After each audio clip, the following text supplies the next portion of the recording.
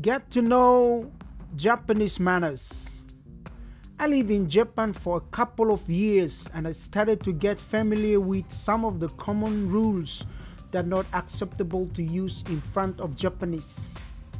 Back in time when I first arrived here, I found it so hard to cope up with these habits because I was born in a totally different culture.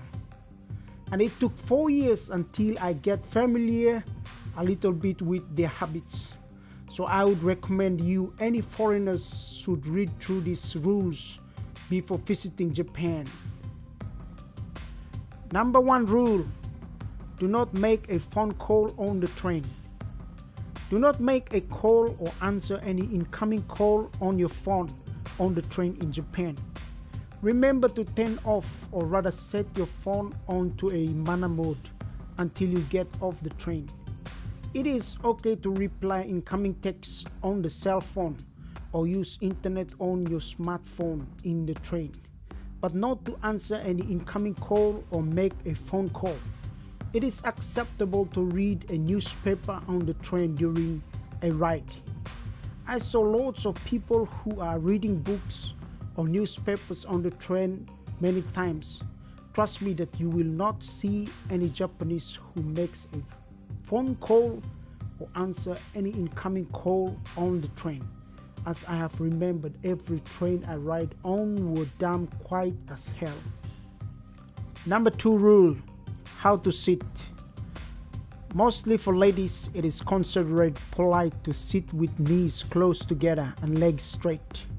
Many times I saw this habit in places like the cafe, in the restaurant, on the train station, and etc. Women were very careful about how they look when they sit at the public places. It is okay for men to open their legs and bend them while they sit in the public places. Number 3 rule: tie your umbrella.